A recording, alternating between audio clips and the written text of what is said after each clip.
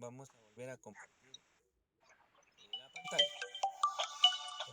Tun, pantalla.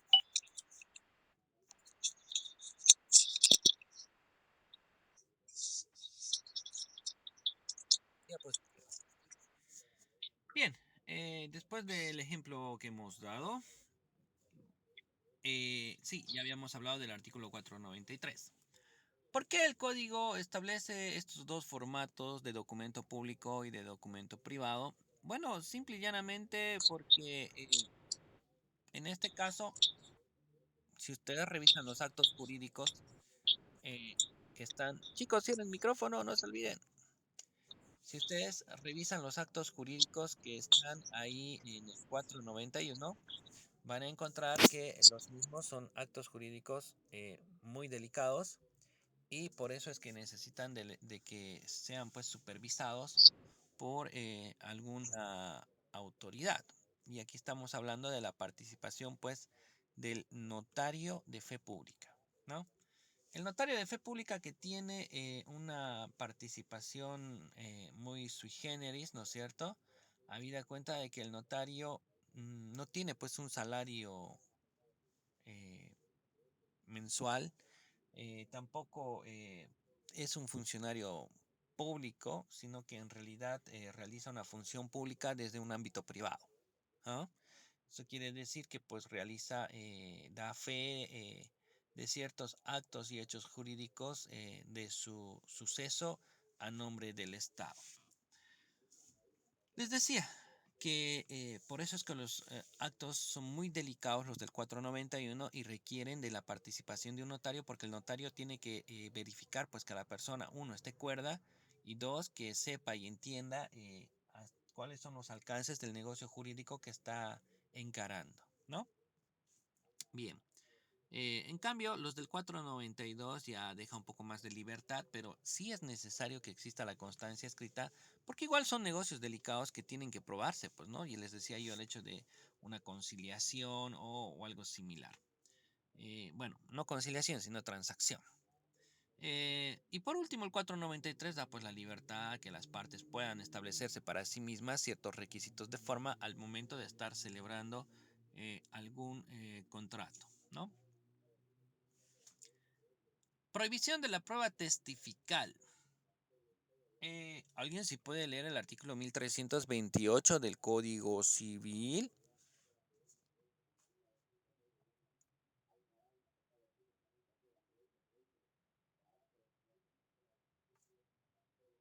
Chicos. Sí,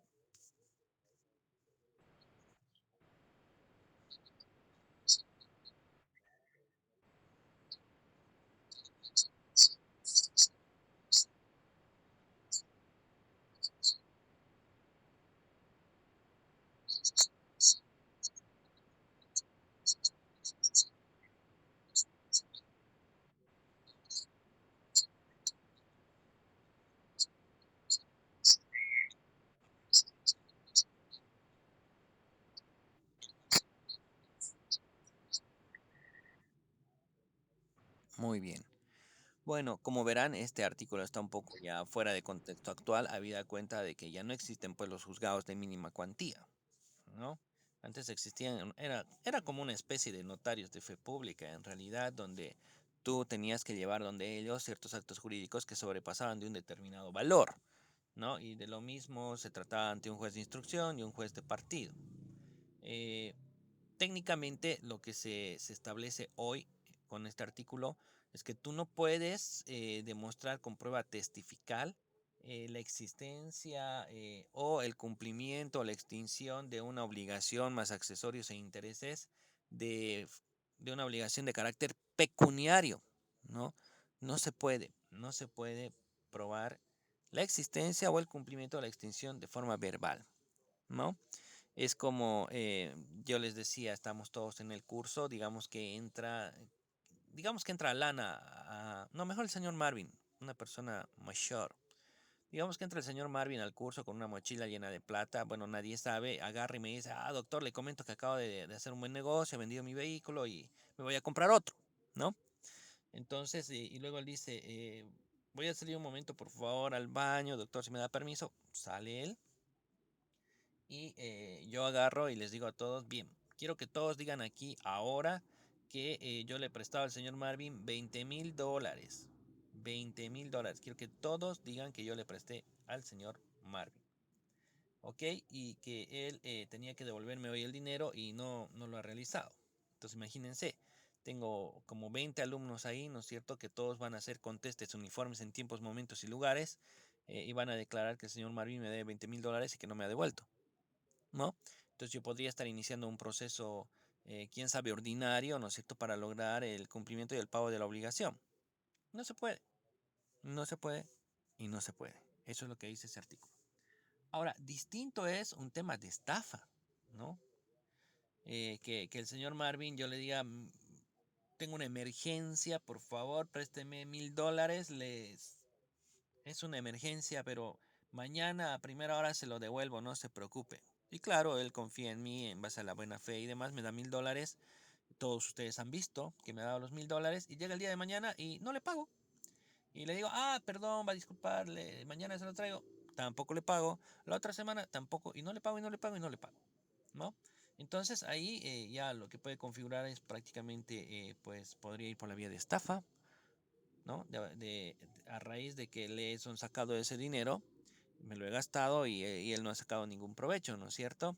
Entonces ahí, si es un proceso penal, ya ustedes pueden ir como testigos para demostrar la existencia del tipo penal, ¿no? Pero tendría que ir bajo ese entendido, bajo la figura de estafa, porque para préstamo de dinero vía proceso civil, complicado.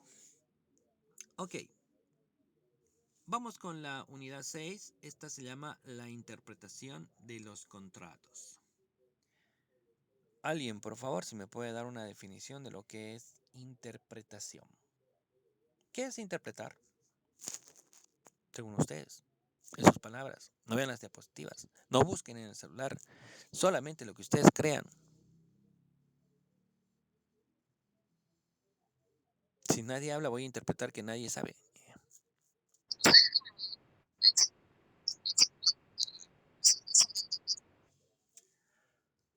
Interpretar. A ver, alguien más intente. Así solo, pero no quiero que estén... Nada.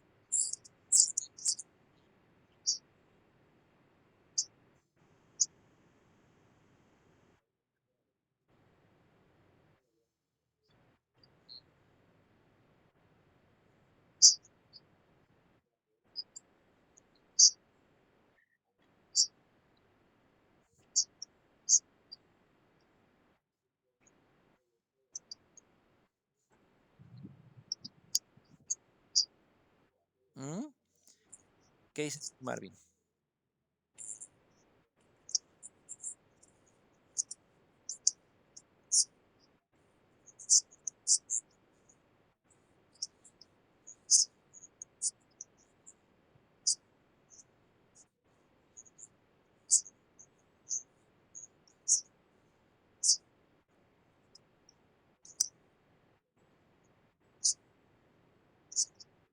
Fíjense qué complicado. Todos conocemos qué es la palabra interpretar, es más, lo escuchamos seguido, ¿no es cierto? El intérprete de la canción, el cantante de Juárez, Juan Gabriel. ¿Y por qué se les dice intérpretes a ellos? A los cantantes, compositores. ¿Mm? Oh. Ya.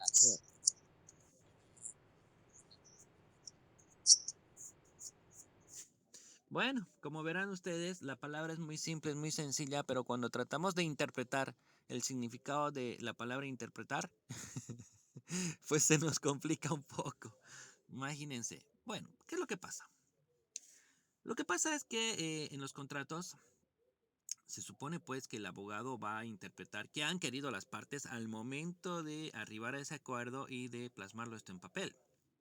La cosa se complica un poco más porque una cosa es lo que la parte crea o entienda según él referente a algún aspecto Y además se complica, les decía, porque eso el abogado tiene que tener el talento y la habilidad de poderlo plasmar en un documento de forma escrita y que signifique lo mismo que pues lo que ellos creían al momento de hablarlo, ¿no? Entonces, como verán, como no siempre hay esa gracia y habilidad, o inclusive las partes están interpretando de distinta forma a su manera, es aquí donde tenemos el problema de que los contratos pues no pueden, no pueden representar aquello que las partes han establecido, ¿no? Wow, es increíble. Chicos, disculpen el paréntesis, que veo bajar gente y se fumigan solos todo el cuerpo, otros antes de subir al auto los pies y todo. Ah, ¿qué pasa? Pues sí, está grave. Bueno, entonces, lo que puede ocurrir es que lamentablemente el abogado, o por mala información o mala interpretación que están haciendo las propias partes, pues estén colocando en ese contrato cosas que no son, ¿no? Por supuesto que no estamos hablando de que esto ha sido realizado de forma malintencionada, pero cuando las partes se enfrentan entre sí, pues buscan la manera de poder aprovechar o dañar a la otra parte en base a ese documento, a ese contrato, que es la base del acuerdo, ¿no? Y es ahí donde empiezan a hacer, pues, interpretaciones muy cómodas, uno a favor del otro, o a sí mismo, y por supuesto que ahí es donde viene el problema, ¿no? Tenemos que encontrar el verdadero sentido, la verdadera intencionalidad que tenían las partes al momento de realizar la celebración del contrato. ¿Qué es interpretar? Bueno, tenemos aquí un pequeño concepto sobre lo que es la interpretación. Algunos lo decían en esas mismas palabras. Buscar el verdadero sentido y alcance, en este caso, de un contrato, de sus cláusulas, es decir, determinar con precisión qué condiciones, qué términos están y hasta qué punto y sobre qué cosas las partes se están obligando a sí mismas, ¿no? Entonces, interpretar es descifrar, interpretar es decodificar, interpretar es leer, ¿no? Ante ese entendido, la doctrina pues establece aquí algunas recomendaciones. Esto que está aquí abajo va como recomendaciones. Recomendaciones para que tú tengas una mayor facilidad para realizar una interpretación del contrato. Por ejemplo, número 1. Dice, calificar con el nombre correcto al contrato para ver si es un contrato nominado o innominado, para que con ello puedas revisar pues todo lo concerniente a él establecido en la norma, ¿no? Ya sabemos que es un contrato nominado, ya sabemos que es un contrato innominado. Si yo tengo con precisión el nombre del contrato, voy a poder ver si ese está o no está en el Código Civil o en algún otro cuerpo normativo. Si finalmente sí está en un Código Civil o en algún otro cuerpo normativo, tengo pues ahí mayores elementos que me van a llevar a poder realizar una mejor interpretación, porque el código, como verán, pues habla bastante sobre algunos contratos, sobre todo el de compraventa, ¿no? Que el contrato de compraventa es el rey de los contratos, es el contrato donde el legislador le ha puesto especial atención y lo ha legislado, regulado, pero de la forma más amplia posible, ¿no? Bien. 2. Deberá procederse a la ubicación del contrato dentro de la clasificación de los mismos, de cuya operación surgirá el alcance y sentido de las obligaciones. ¿Entendemos cuando decimos eso? Pregunto. ¿Pueden interpretar el punto número 2? Mm.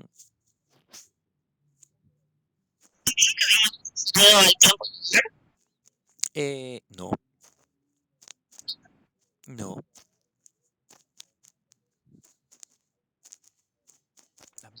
Vuélvanlo a leer. Claro, hasta hicimos un trabajo práctico, ¿se acuerdan? Nos tiramos toda una clase. Bueno, entonces, ¿qué quiere decir el punto número 2? O sea, hay que ver si es oneroso, todo eso. Exacto. que descifrando si es conmutativo, aleatorio, oneroso, gratuito, bilateral, plurilateral, unilateral, de ejecución inmediata, de trato sucesivo, etcétera, etcétera, etcétera. Con esa clasificación, con esa ubicación en la clasificación que voy a tener de ese contrato, me voy a munir de mayores elementos para poder realizar una adecuada interpretación de dicho contrato, ¿no? Entonces, esos son los dos requisitos que la ley establece. Bueno, no son requisitos, son consejos que te da la doctrina para que tú puedas realizar una adecuada interpretación. Teorías. Muy bien, tenemos dos teorías para la realización de la interpretación de los contratos. Por un lado, está la teoría subjetiva. Cuando nosotros hablamos, ya saben, de subjetiva lo relacionamos con sujeto, o sea, con las partes o las personas que participan en ese contrato. Lo que tenemos que hacer, según la doctrina, es buscar cuál ha sido la verdadera intención que ha tenido la parte al momento de suscribir el contrato. O sea, primero tengo que ver cuál es la intención que tenían las partes al momento de realizar la celebración del contrato. Si yo voy a fracasar en eso, pues técnicamente voy a las reglas de interpretación objetiva. ¿Cuáles son las reglas de interpretación objetiva? Estas en realidad buscan establecer cómo el contrato ha sido establecido o materializado. ¿Cómo se ha dado la exteriorización de la manifestación de la voluntad? En realidad, no me gusta mucho ese concepto. Yo prefiero señalar en la interpretación objetiva que son aquellas fórmulas que te va a dar la norma para poder interpretar un contrato. En el 1 estamos hablando, les reitero, sobre una concepción más subjetiva, sobre intentar averiguar o establecer qué querían las partes al momento de celebrar el contrato. Y en el 2 estamos hablando de buscar cómo ese contrato ha sido exteriorizado, cómo se ha dado la emisión de la voluntad, y esto se hace mediante fórmulas que el código te va a preestablecer. ¿Por qué está el 1 y por qué está el 2? Esto tiene una aplicación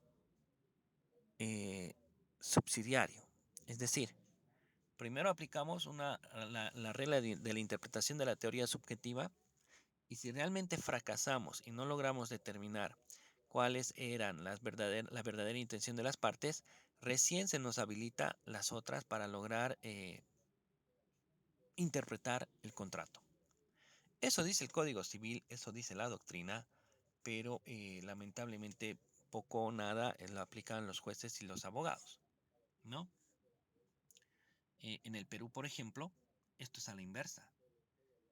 Primero buscan, mediante los mecanismos y fórmulas de interpretación que establece el código, pues lograr ver los alcances del contrato, y si esos fracasan, recién después preguntan a las partes cuál era la verdadera intención que tenían al momento de celebrar dicho contrato, ¿no? Es a la inversa. En Bolivia, como somos partidarios de la teoría consensualista, pues primero vemos el porqué, el motivo o la razón, y luego recién vemos la otra. El tema de ver fórmulas que logren establecer o no, pues hasta dónde pudo realizarse un contrato. Bien, vamos a quedar exactamente en ahí. Voy a llamar lista, por favor, no se me vayan. Y como verán, pues no hemos tenido dos conexiones de 40 minutos. Bueno, la recomendación, chicos, es que sigo subiendo los foros, sigo subiendo los prácticos. Estos ya están con plazo. Están con plazo, o sea que se les va a cerrar en los próximos 3 o 4 días. ¿Ya? Todavía no he revisado nada. Los primeros foros y prácticos sí están con fecha. Los del medio están con fecha abierta. Y los últimos que estoy subiendo otra vez están con fecha. Así que si pueden ejecutar algo y hacerlo, háganlo. Y si no pueden, pues ni modo, tarde. Otra recomendación, háganlo porque si no, su nota se va a ver seriamente afectada. Por favor, no se queden sin ejecutar los prácticos. No, ahorita vamos a hablar. Es que necesito mi computadora para ver cómo estamos. Y me estoy bajando del auto para ver mi computadora.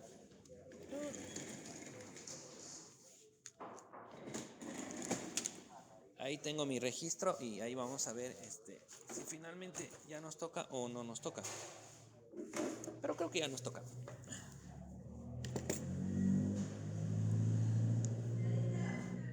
Esperen un segundo, me estoy acomodando.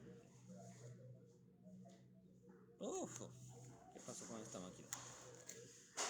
Ni siquiera la había encendido, pero más bien no es como la compu de Fer que tarda media hora.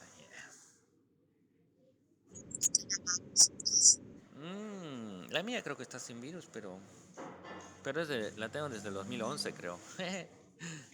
Buenísima me salió, ¿eh?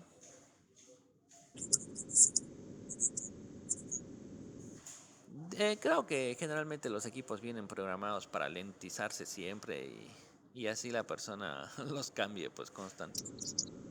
Sí, exacto.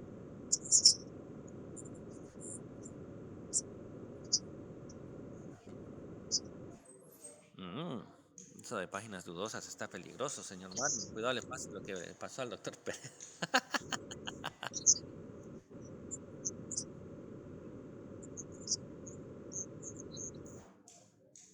No, en realidad yo aquí solamente tengo cosas. Casi ni siquiera tengo, ¿qué les digo? A ver, ni fotos ni videos porque esos son pesados. Entonces trabajo más con mi trabajo. Que ya, estamos en Civil 4. Ya, ¿qué fecha es hoy? Avísenme la fecha. Civil 2, Civil 2, Civil 4. Uy, ¿qué está? Esto todo desfasado está. No se queda apretado. Ya, Civil 4. Mayo. Sí, 15. Ya, atienden a la lista, no se desconecten porque vamos a hablar del examen también. Leonela Callaú. O sea, cronometró mal para entrar a ver. Alison Cardoso. Anotada. Darma Cuadros. Anotada. Roberto Andrés. Maritza Flores. Romina Gil. Romina. Ya. Neidy Juchani. Instigadora de contar chismes. Fernanda Laguna. Ok. Marvin Mojica. Yesenia Moreno. Ya. Lizeth Pardo. Adriana Reverendo. Alana Rumis. Jorge Andrés. Sí, está. Marco Alonso. Ok. Nasser Zarzar. Nasser nunca contestó. Ya, veamos el tema del examen, ¿ya? Hoy estamos en 15 de mayo, ¿no? Estamos lejos todavía del segundo parcial, chicos. Pensé que ya era. El 29 de mayo.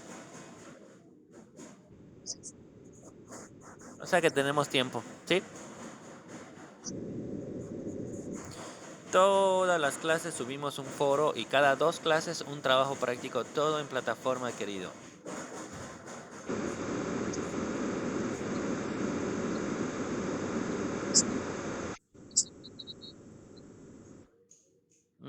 Ahorita creo que fue el último. Pero revisen siempre, por favor, no se descuiden, ¿ya? Bueno, un abrazo para todos, chicos. Cuídense, pórtense bien. No como el doctor Peredo. Nos vemos. Un abrazo. Chao, chao. Gracias por el chisme. Paramos esto ahí. Finalizamos.